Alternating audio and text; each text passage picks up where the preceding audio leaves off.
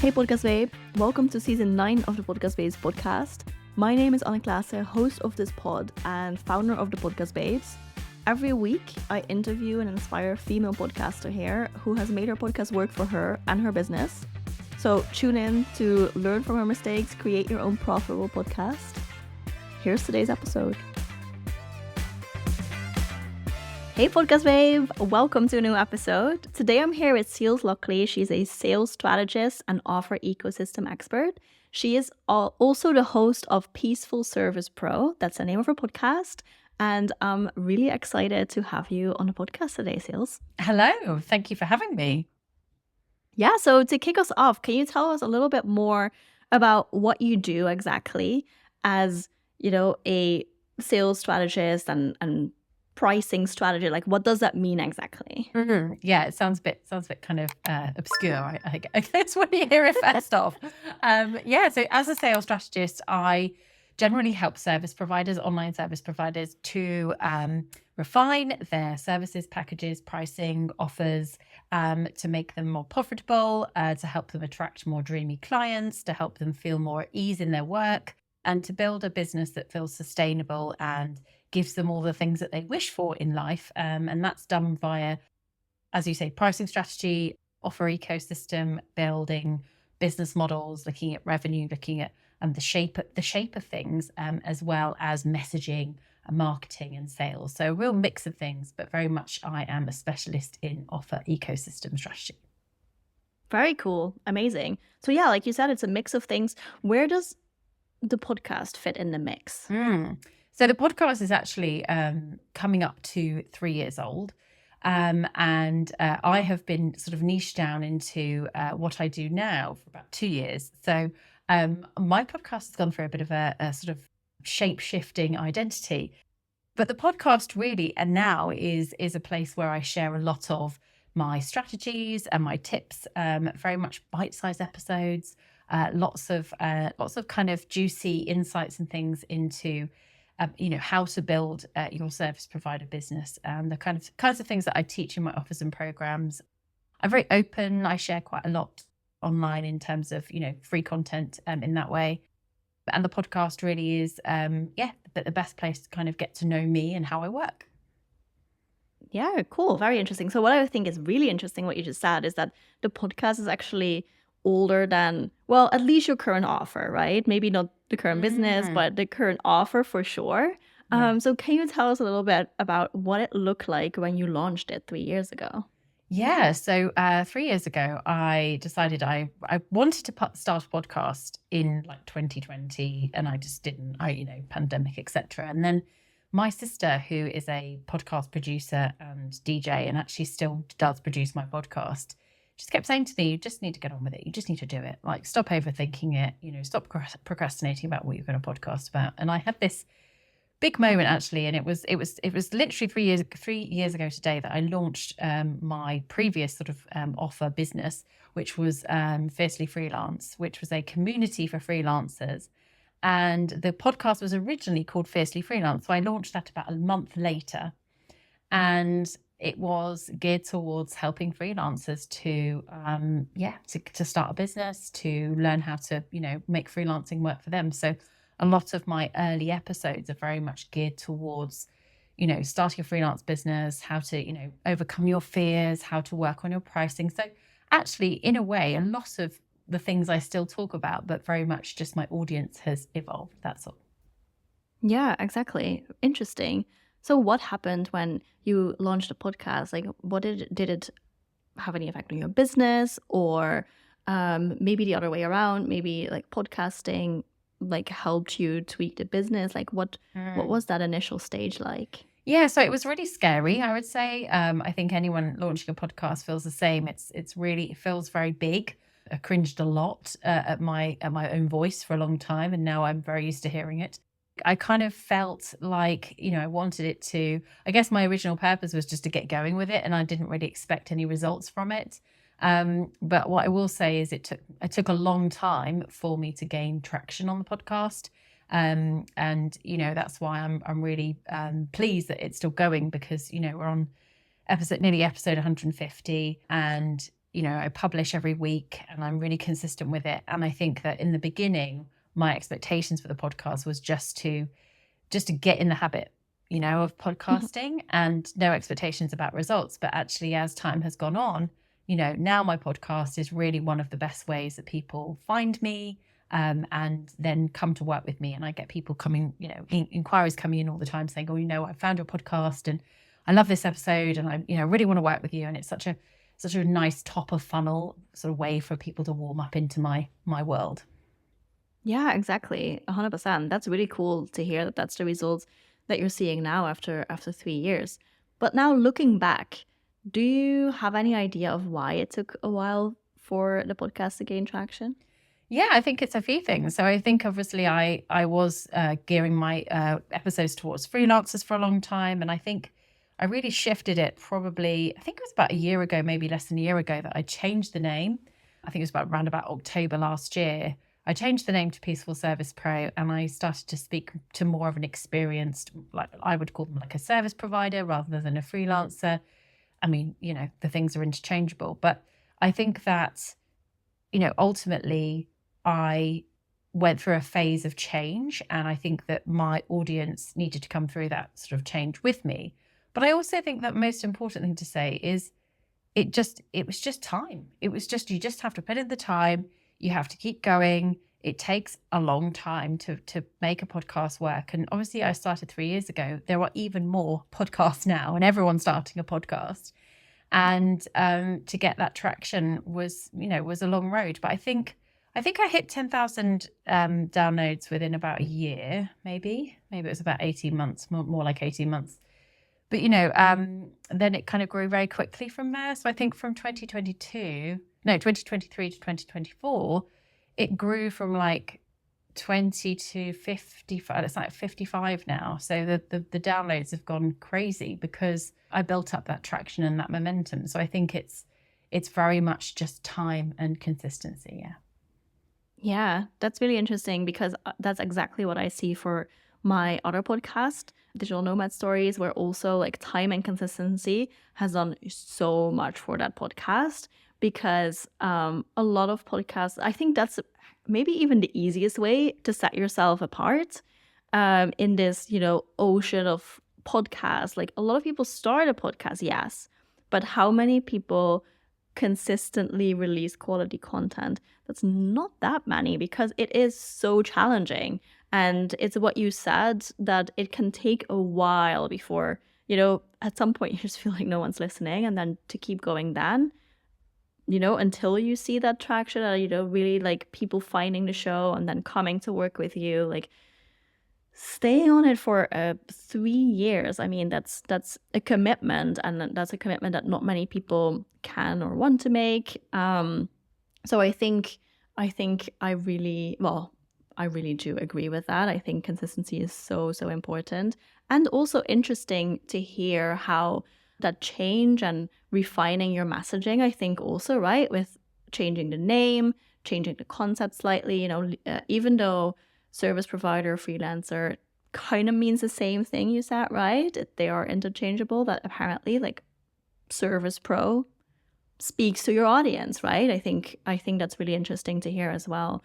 That like after launching the podcast, you made all those changes, you tested what works, and then now you found what works. Yeah. People are finding a podcast, people are finding you, which is amazing.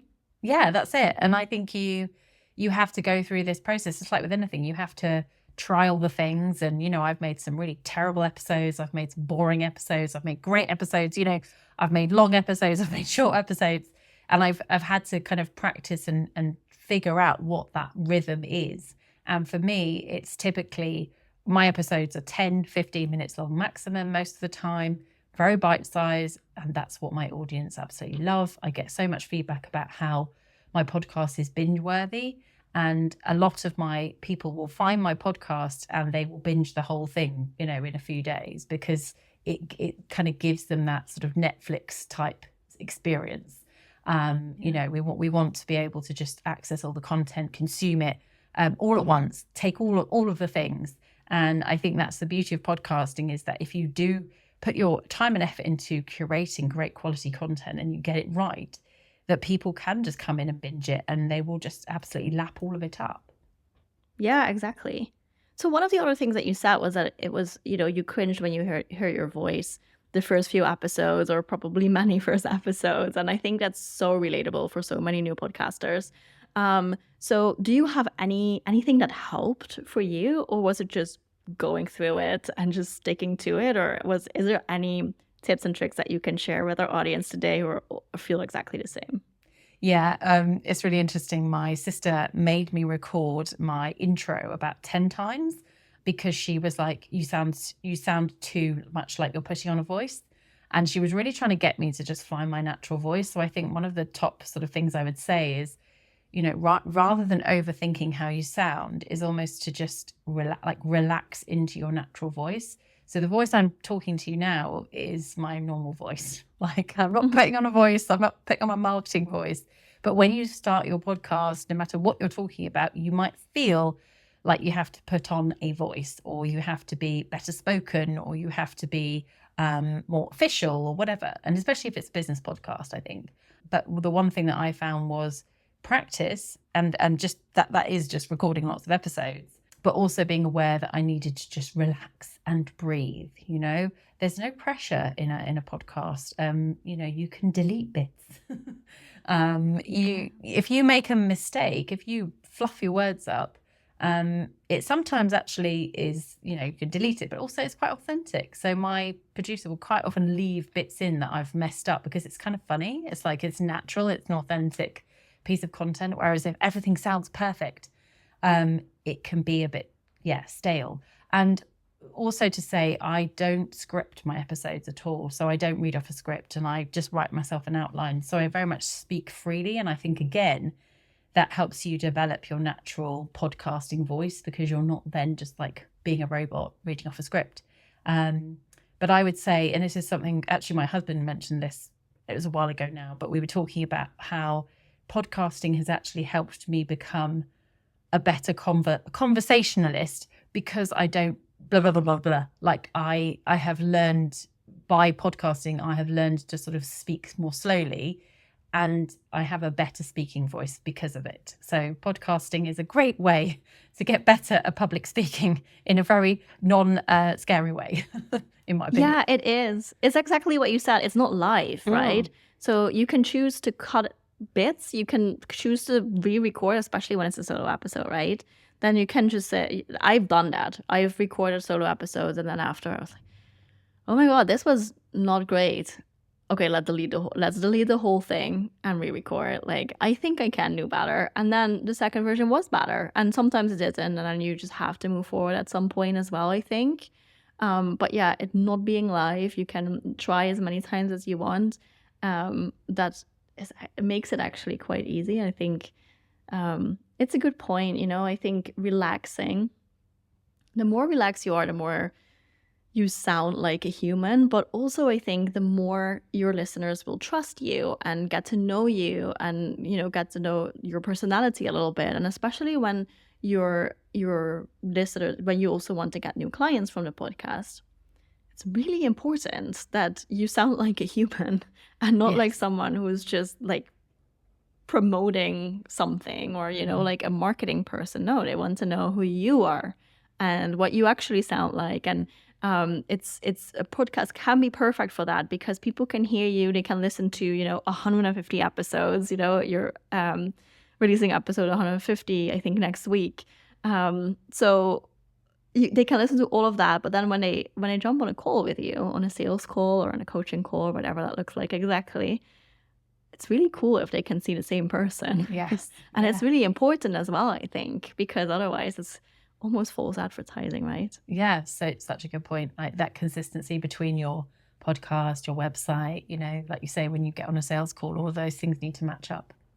Yeah, absolutely. So if you could give anyone a tip or any like really good advice for someone who's starting a podcast today, what would you say? Is there anything you would have done differently, or just any general advice that you could give? I think it's probably, and this is probably leaning into my current expertise as well, and sort of what I've learned in those 3 years. But particularly if you're starting a podcast that's going to be, because my podcast is all about driving people to my website, people to my offers, and it's, it's a business tool. It's not just for fun. If you want to monetize your podcast, as it were, in that way, like you want it to be a sales funnel, then I think it's really important to be very clear about who you're talking to and to tailor all of your episodes to that person. Because when I was just speaking to freelancers in general, about all sorts of things, about all sorts of different aspects of freelancing, I found it more difficult to do, because there was so much choice. Almost, it was too much choice. Whereas now I have a very specific person in mind, and I'm talking to a very much more sort of refined, idea of who I want to work with. It's so much easier to be more authentic because you're speaking directly to that person, but B, to come up with topics that will resonate with them and things that are relevant to them, because you get inside their head and you understand what their problems are and you can address them in your content. And I think that clarity on who that person is and what their needs are and what they need to get out of your podcast is a really good way to get traction. Whereas if you have a very generic audience, very generic topic, or even a topic that you, after 25 episodes, you run out of ideas, that's a red flag that isn't quite what you should be podcasting about. Mm-hmm. Yeah, I agree. I think niching down is so important. But what many people then say, okay, well, if I niche down too much, or maybe just if I niche down in general, will I have enough to talk about? What's your view on that? Because, as you said, if you don't have new content after 25 episodes, that's a red flag. But how do you overcome that, even though it's a very specific person and with very specific problems that you talk about? Yeah, I think this is really about you not ever thinking that that we can have this mindset of like, I've run out of things to say because it's a niche topic. But actually, the beauty about niche topics is they're very deep. And if you have a niche client or a niche topic, is you can go very deep on it. Whereas I think we tell ourselves that, there's only a few things I can discuss here. But actually what I've found is that I'm always excited by the opportunity to come up with different ways to talk about my very specific subject.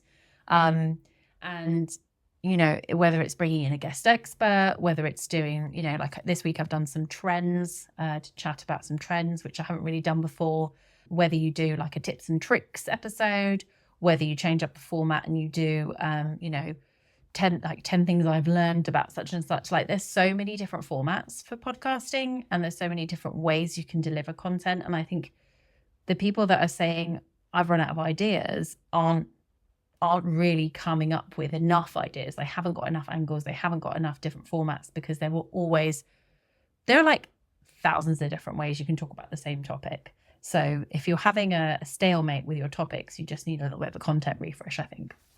Mm-hmm. Yeah, and I think it's a good idea to look at different types of content in that case, right? What you said, maybe, get a guest expert, a panel discussion. Some of my clients do panel discussions. That's super fun.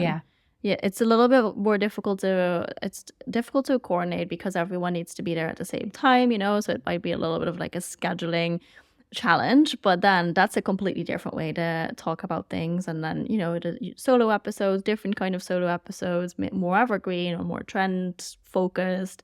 I think that's a really good point. And I think also, not just for a niche audience, but I think repeating yourself is not a bad thing as well, because it's what you're all about. So of course you will repeat stuff that you said. Like on this podcast, I talk about, like, for example, now this episode as well, like I talk about my other podcast that I have, and I talk about this all the time, because it's just, and especially consistency is one of the things that I talk about all the freaking time, because that's the thing that, made the other podcast work really well.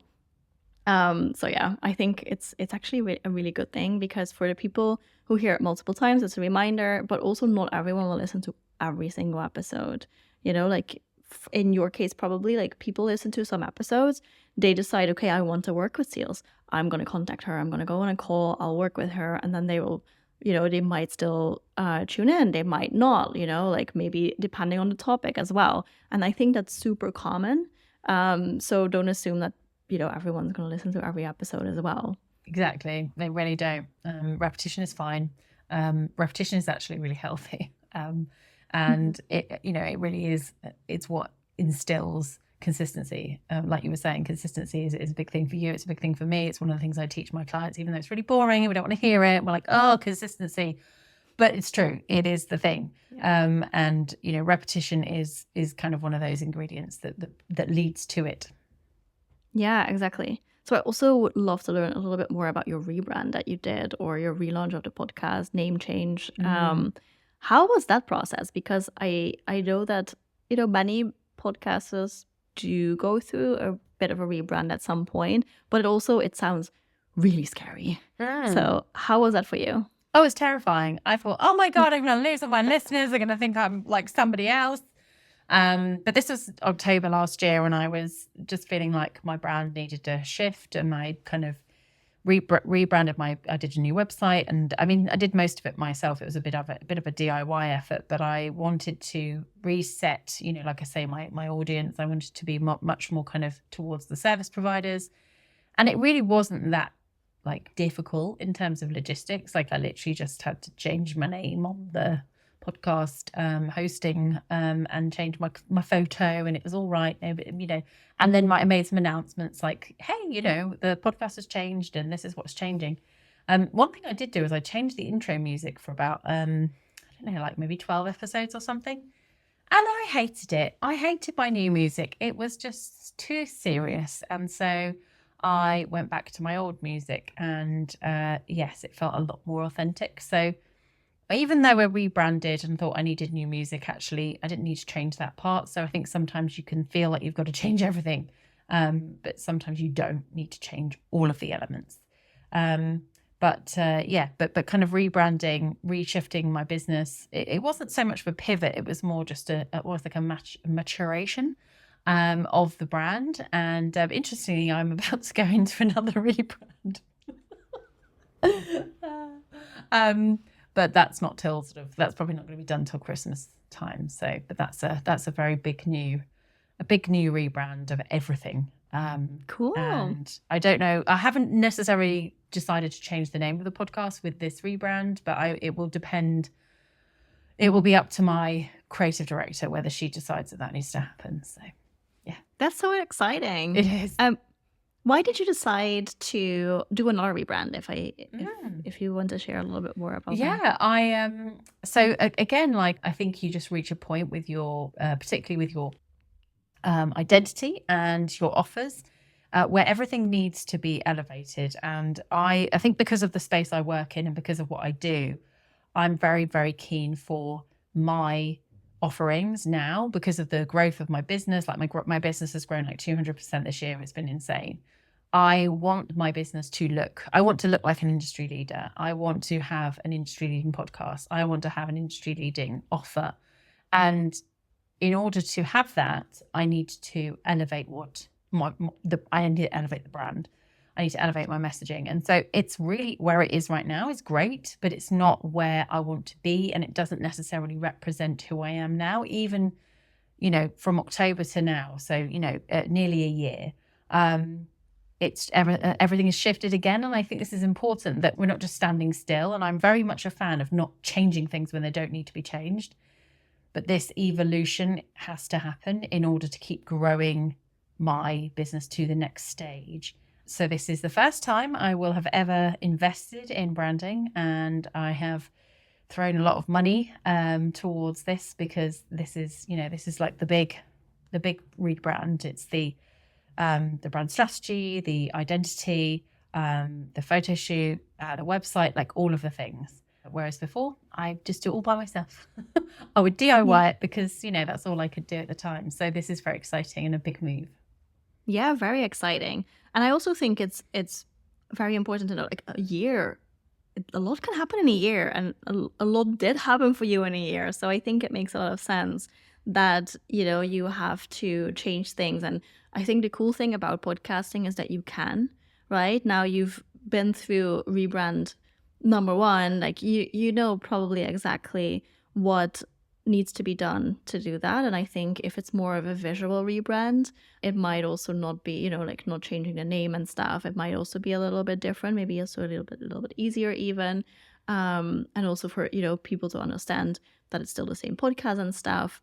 But I think it makes a lot of sense that like your business is moving all the time. Like you're growing, the business is growing or changing. And I think the cool thing about podcasting is you can change this Yes. at any time. Like, don't want to say that you should change stuff on your podcast every single month. I would very much not advise you to do that. But when it's time, it's time. And especially if it's like once a year or once every couple of years, that makes a lot of sense because you want to make sure that the podcast changes with you, and that it's not just a static thing that you just, I don't know, throw some new content on every now and then. Yeah. And I think as well, like your podcast is part of your marketing mix. And something I'm noticing is I've noticed a lot of other industry leading people have changed their podcasts in line with where their business has evolved to. You know, maybe they've renamed it, maybe they've changed the focus. And it's no drama. It's like, it's just part of a shift. You know, maybe they've rebranded, maybe they're changing their audience, maybe they're just you know. And so I think podcasting used to be this very kind of static thing where everyone was like, this is my podcast, this is a name, it's never changing. Whereas now your podcast is like a feed, and whatever the hell it's called is fine, because that's still where people will find you, and you can reinvent it when, you know, when the time is right. So I think that's definitely a thing I'm noticing a lot as well. Yeah, absolutely. I'm so excited to see the next level of the podcast for you. That's so exciting. Yeah. Can you share where people can find you online and also the podcast before I let you go? Yeah. So if you're looking for the podcast, it's called Peaceful Service Pro, available on all podcast players. And you can also find me at ceelslockley.co, which is my website. And if you're on Instagram, I tend to hang out there quite a bit. I'm ceels.lockley over there. I'm also on LinkedIn relatively actively as well. So you can come and find me over on there as well if you like. Amazing. And we'll also add all the links to the show notes, so you can find all the links there.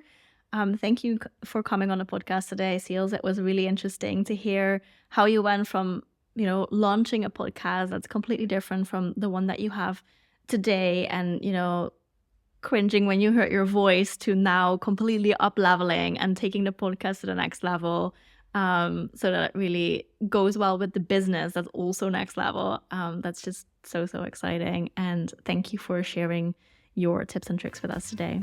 Thank you for having me. It's been really fun. Amazing. And thank you for listening. I'll see you next week in the next episode. All right, that's it for today's episode. Need some help to get your podcast off the ground? Not sure where to start and what to focus on? Go to thepodcastbabes.com to schedule a call and learn more about our podcast launch and production services. See you next week.